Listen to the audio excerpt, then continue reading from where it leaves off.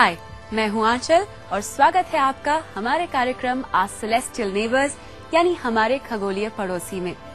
लगता है हमारा कार्यक्रम आपको काफी पसंद आ रहा है क्योंकि हमें मिल रहे हैं आपके ढेर सारे खत। उम्मीद है हमारा ये साथ यूं ही बना रहे और हम साथ साथ चलें सौर मंडल के इस सफर पर।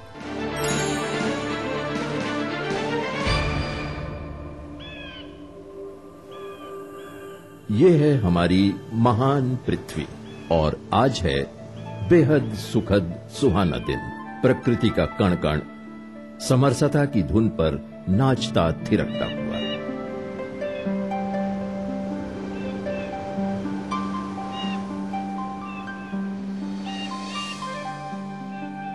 असल में यह पानी की मीठी मधुर सिम्फनी है, पृथ्वी के कई कई धरातलों को अपनी गोद में लेकर दुलारती हुई।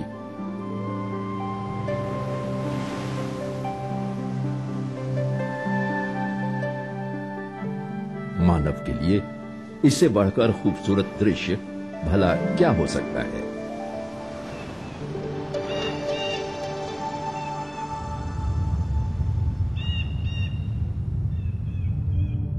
लेकिन यहां सब कुछ ठीक ठाक नहीं है।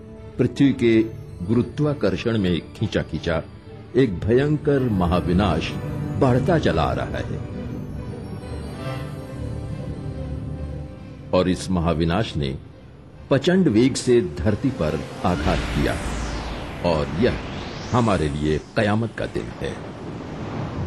खुद ही देखें, पृथ्वी के अंतिम क्षणों का नजारा करें।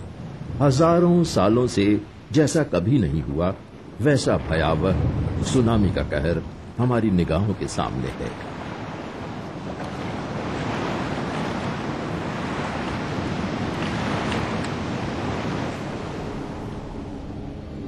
और कुछ ही महीनों बाद तमाम महादेश समान रूप से बर्फ की मोटी चादर से ढक गए हैं। बेहद असहनीय है ये ठंड। हजारों प्राणी काल के गाल में समा गए। जरा कल्पना करें ऐसा भीषण संहार, भयंकर प्रलय।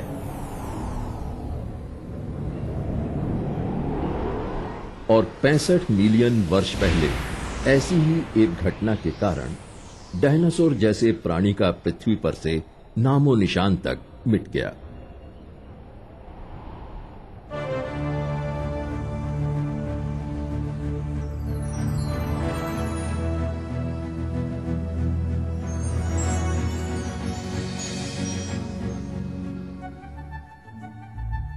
करोड़ों अरबों अंतरिक्ष चट्टानें, जिन्हें हम कभी कभी ग्रहाणुपुंज नाम भी देते हैं, अंतरिक्ष के इर्द गिर्द घूम रहे हैं। सूर्य की चारों तरफ सभी अपने अपने कक्ष में गतिमान हैं। ये सब शायद किसी बृहत्तर ग्रह के संघटक हैं जो कभी कोई आकार नहीं ले पाए, क्योंकि बृहस्पति का जबरदस्त गुरुत्वाकर्षण उन्हें लगातार आलोड़ित और मंथित करता रहा। इसलिए ये ग्रहाणुपुंज काफी तेज रफ्तार में एक दूसरे से टकराते हैं। यह रफ्तार इतनी तेज होती है कि इन्हें न एक दूसरे से चिपकने का मौका मिलता है, न बढ़कर ग्रह बनने का। 90% से अधिक ग्रहाणुपुंज मंगल और बृहस्पति के कक्ष के बीच स्थित एस्टेरॉयड बेल्ट में विद्यमान हैं। यह गैस्प्रा है, प्रधान ग्रहाणुपुंज का कमोबेश प्रतिनिधि है, जो लगभग 15 किलोमीटर तक फैला हुआ है। यह अंतरिक्ष यान गैलीलियो जब इस भूखंड के धरातल के ऊपर से गुजरा, उसने यहाँ की ढेरों तस्वीरें ली, जो यहाँ की भौतिक उपादानों की छानबीन में काफी सहायक हुई। हाँ, सिरिस इनसे अलग है और इसे बड़े आकार का ग्रहिका माना गया है। अभी हाल ही में इसे बौने ग्रह का स्थान दिया गया है, जिसके लिए एस्ट्रोनॉमिकल यूनियन को शाबाशी देनी चाहिए। सन 2015 में एक अंतरिक्ष वायुयान डॉन इस सिरिस नामक बौने ग्रह पर उतरेगा और इस भूखंड का पता लगाएगा। आइए अब एरोस पर नजर डालें। यह एक ऐसा ग्रहाणुपुंज है, परिक्रमा करता हुआ ऐसी अंतरिक्ष चट्टान है जो पृथ्वी के परिक्रमण कक्ष के करीब से तो गुजरता है मगर कभी इसकी राह में नहीं आता। एरोस का रंग सुनहरा है और यह काफी गहरे गहरे खड्ड वाले ज्वालामुखियों से भरा है। इनमें से कुछ एक गड्ढे तो इतने बड़े हैं कि ताज्जुब होता है कि इसकी वजह से चट्टानें टुकड़े टुकड़े होकर धराशायी क्यों नहीं हुई। चलिए अब सचमुच के एक ऐतिहासिक क्षण का नजारा करें। किसी ग्रहाणु पर पहली बार मानव निर्मित यान का अवतरण देखें। यह क्या कोई खुशनसीब ग्रहाणु पुंज है? नहीं, यह एरोस है और यह है हमारा विजेता हीरो नियर, जिसने एरोस पर कदम रखे सन 2001 की 12 फरवरी को। और ये एक यादगार दिन है। इस धरती को स्पर्श करने से पहले ही इस लैंडर ने एरोस की लगभग 69 तस्वीरें खींचकर पृथ्वी को भेजी। अब पृथ्वी के करीब ही एक और ग्रहाणु पुंज और एक अंतरिक्ष यान जिसने हाल ही में इस ओर कदम बढ़ाया है। ग्रहाणु पुंज इटोकावा, यह मलबों का तैरता हुआ पुंज है, शायद किसी प्राचीन ग्रह के खंडहरों से निर्मित। इसके बाद जापानी अंतरिक्ष यान हायाबुसा इस इटोकावा भूखंड पर दो बार उतरा और यहाँ के धूल कणों के नमूने इकट्ठे किए। आइए देखें इसने कितनी कुशलता से धूल कण बटोरे। हायाबुसा ने इस ग्रहाणु पुंज की धरती पर एक चमकीला लेजर डाला।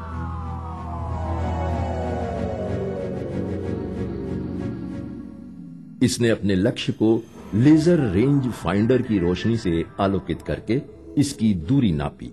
उसके बाद इसने इटोकावा के धरातल पर धातु की छोटी सी गेंद फेंकी और लीजिए, जब ये गेंद यहाँ की धरती से टकराकर वापस लौटी तो इसमें उस ग्रहाणु पुंज के अनमोल मलबे लिपटे हुए थे और वापसी की यात्रा में यह गेंद हायाबुसा की प्रिय हमसफर थी।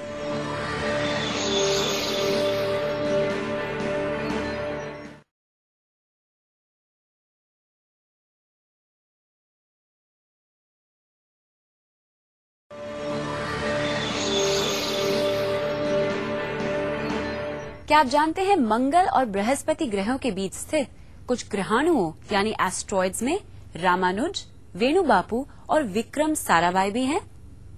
जी हाँ, आपने बिल्कुल ठीक समझा। ये कुछ ऐसे एस्ट्रॉइड्स हैं जिनके नाम इंटरनेशनल एस्ट्रोनॉमिकल यूनियन ने कुछ भारतीय वैज्ञानिकों के नाम पर रखे हैं।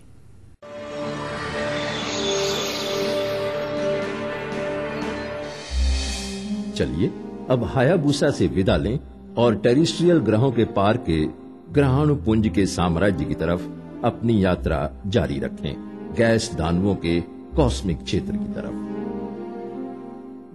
यहां बृहस्पति, शनि, यूरेनस और नेपच्यून मौजूद हैं, जो हमारे स्वागत के लिए जरा भी आग्रही नहीं है।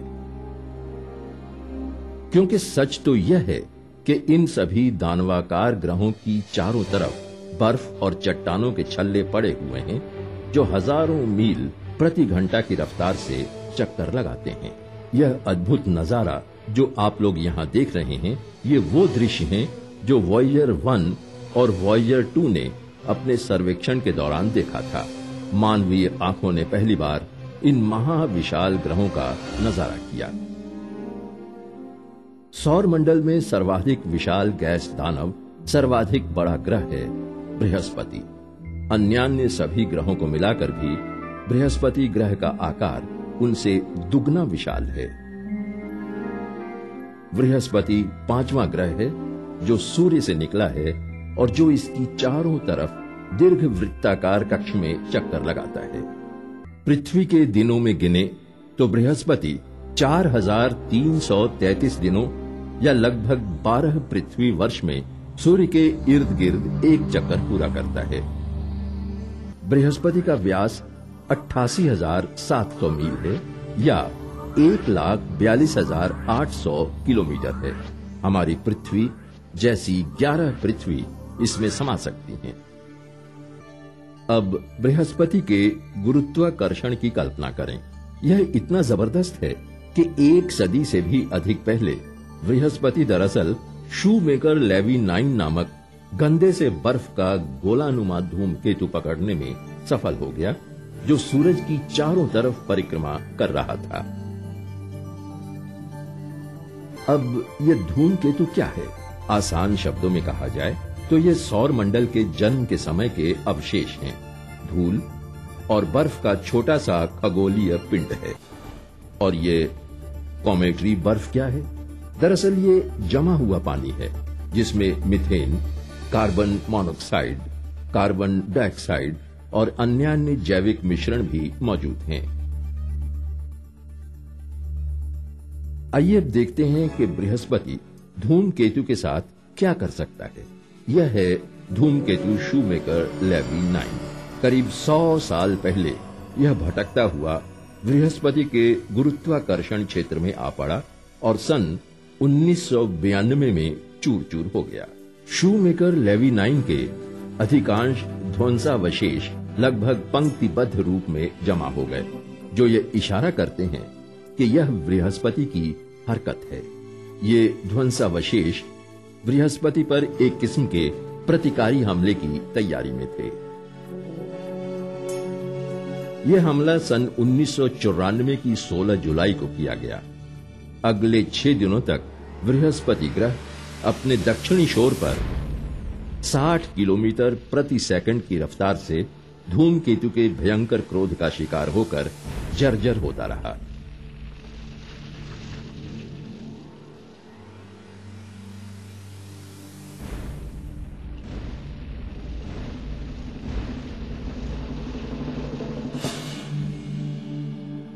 अब अगर उस क्रोध वर्षा ने पृथ्वी को अपना लक्ष्य बनाया होता तो क्या होता? आज किसी को भी मेरी आवाज सुनाई नहीं देती, क्योंकि मेरी आवाज खामोश कर दी गई होती। मेरे मानव श्रोता भी निश्चिन्ह हो गए होते।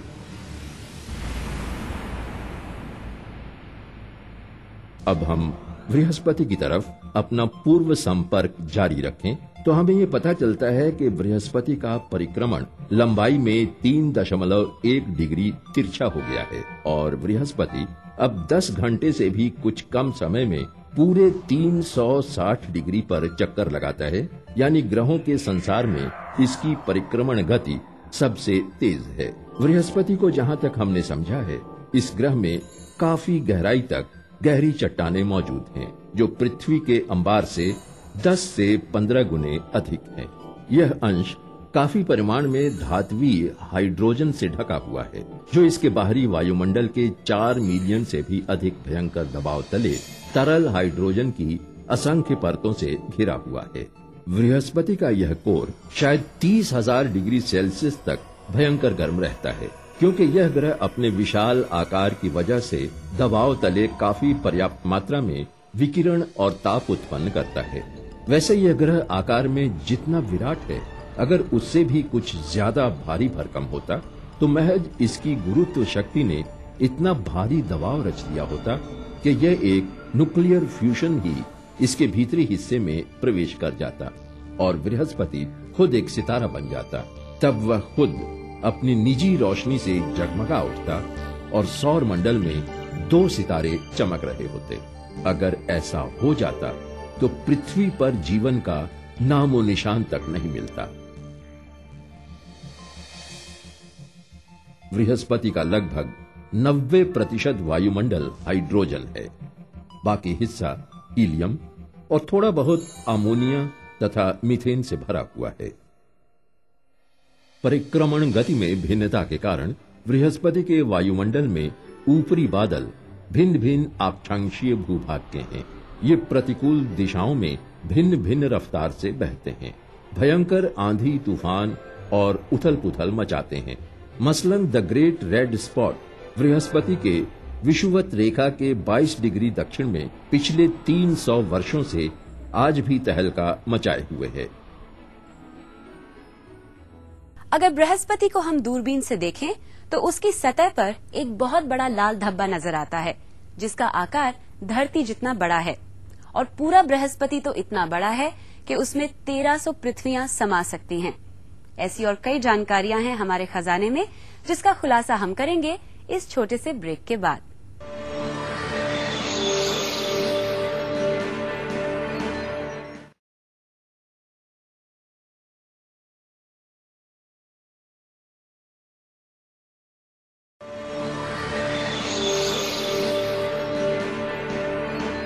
बृहस्पति की सतह पर जो लाल धब्बा नजर आता है वो वास्तव में एक तूफान है, जिसे सबसे पहले गैलीलियो ने 400 साल पहले अपनी दूरबीन से देखा था।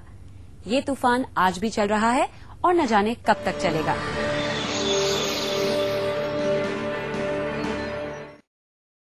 सन 1973 की 3 दिसंबर को पायनियर 10 नामक अंतरिक्ष यान ने बृहस्पति ग्रह को सबसे नजदीक से देखा। यह यान बादलों में 81,000 मील की ऊंचाई से गुजरा और इसने अन्य अभियानों की राह आसान कर दी।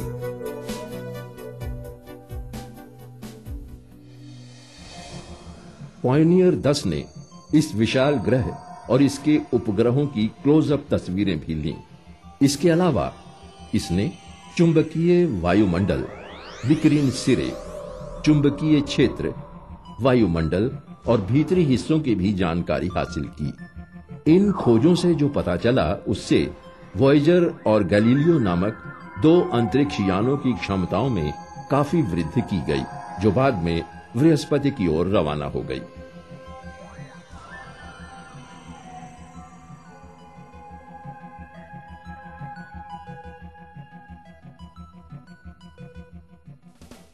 पायनियर 10 बड़ी खामोशी से टॉरस द बुल तारामंडल की ओर बढ़ता गया ताकि वह रेड स्टार अल्डेबरन तक पहुंच सके, जो 68 आलोक वर्ष की दूरी पर स्थित है। Taurus I of the bull का केंद्र है एल्डेबरन।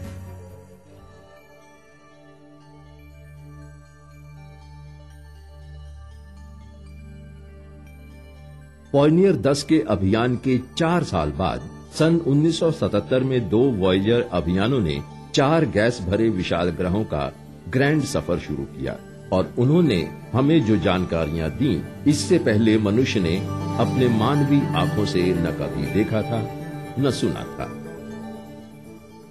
जैसे ही कोई अंतरिक्ष यान इनमें से किसी भी ग्रह से होकर गुजरता है, इसकी उड़ान की रफ्तार एकदम से तेज हो उठती है और उड़ान पथ में भी वह नीचे की तरफ झुकाती है। अगर इस गुरुत्व शक्ति की मदद न मिली होती तो उड़ान में बहुत ज्यादा समय लगता। ये दोनों ही वॉयेजर अंतरिक्ष यान इन 4 गैस दानवों को एक झटके में पार कर जाते और उन्हें इन यानों में स्थित प्रोपल्सियन प्रणाली के इस्तेमाल की भी जरूरत नहीं पड़ती। इन दोनों वॉयेजर अभियानों ने सन 1979 में बृहस्पति ग्रह में कदम रखा और बृहस्पति के कई सैटेलाइट्स की तस्वीरें और उसके बारे में जानकारियां भेजी। बृहस्पति के 4 विशालतम सैटेलाइट्स या उपग्रह इतालवी अंतरिक्ष यात्री गैलीलियो गैलीली द्वारा सन 1610 में आविष्कार किए गए थे। वॉयेजर ने अपना काम तो पूरा किया, लेकिन उसने जिन उपग्रहों का सामना किया, उन उपग्रहों का आविष्कार गैलीलियो ने किया था, जिनको नाम दिया गया था आईओ, यूरोपा, गैनीमेड और कैलिस्टो।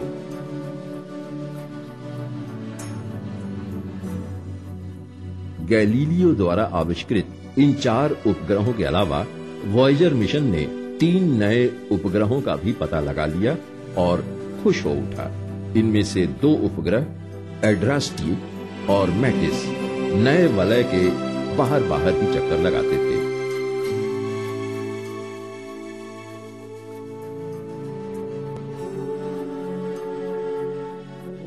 थीबी को एमेल्थिया और आईओ के बीच में पाया गया।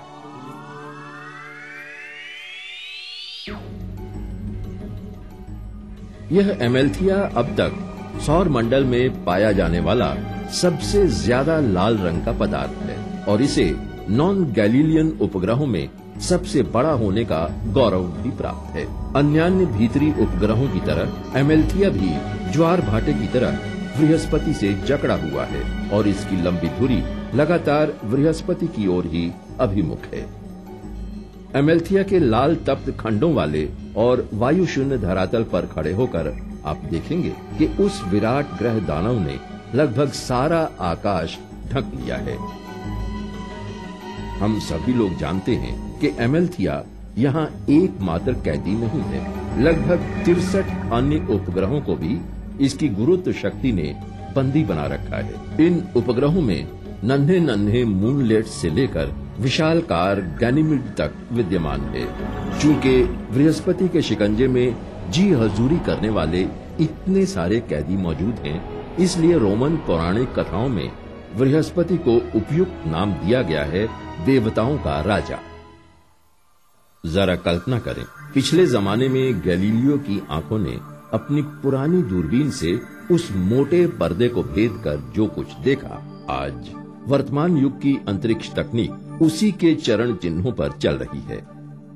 बेचारा गैलीलियो अभी तक अपने इस अभूतपूर्व कृतित्व के लिए सम्मान और प्रशंसा से वंचित है।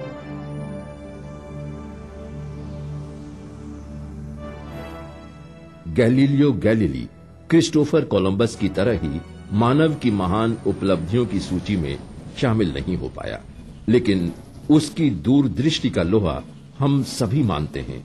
जिस दिन हम देवताओं के राजा बृहस्पति पर विजय पा लेंगे, समूची दुनिया उस दूरदृष्टा को अदब से सलाम करेगी।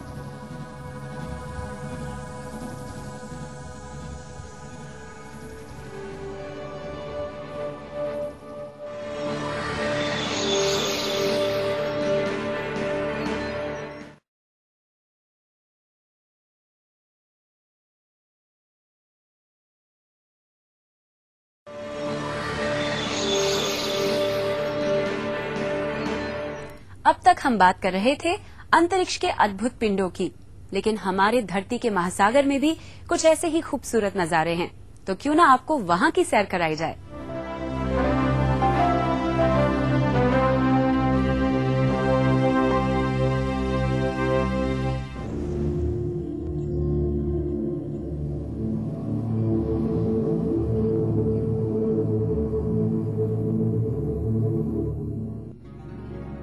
कोरल। इनकी जैव विविधता जमीन के मुकाबले 10 गुना ज्यादा समृद्ध होती है। कोरल लाखों करोड़ों साल पुराने हैं। ये आकर्षक और बेहद संवेदनशील पर्यावरण प्रणाली समुद्र के अंदर खूबसूरत छिपे हुए वनों और शहरों का निर्माण करती है। कोरल दरअसल सैकड़ों हजारों जीवों की मिली जुली बस्ती होती है, जिसमें सब जीव एक दूसरे पर निर्भर होते हैं। ये चूने के कवच से ढके होते हैं और बेहिसाब खूबसूरत आकारों और रंगों में मिलते हैं। इन सब कोरलों के मेल से कोरल रीफ बनते हैं। जिस तरह जमीन पर वन होते हैं, उसी तरह समुद्र में मौजूद कोरल रीफ के भीतर भी समुद्री जीवों की बेहिसाब प्रजातियां होती हैं। इन जीवों में कवच वाले छोटे छोटे जीवों से लेकर कछुओं और शार्कों जैसे बड़े जीव भी होते हैं, जो रीफ को एक आहार स्थल के रूप में इस्तेमाल करते हैं। जमीन की ही तरह समुद्र में भी जिंदा रहने की कुंजी है एक दूसरे पर निर्भर रहना। कोरलों और जिन जीवों को ये जिंदा रखते हैं, उनके बीच एक खास रिश्ता होता है। कोरल इन जीवों को आहार, सुरक्षा और पर्यावास प्रदान करते हैं और बदले में उनसे पोषक तत्व पाते हैं। कोरल प्राकृतिक जैव अवरोधकों की भी भूमिका निभाते हैं और हमारे तटों को तटीय कटाव तथा लहरों से होने वाले नुकसान से बचाते हैं। कोरल रीफ पूरी दुनिया में ही समुद्र तटों के किनारे रहने वाले लोगों की आमदनी और रोजी रोटी का साधन है, जिनसे करीब 3 अरब लोगों की जीविका चलती है।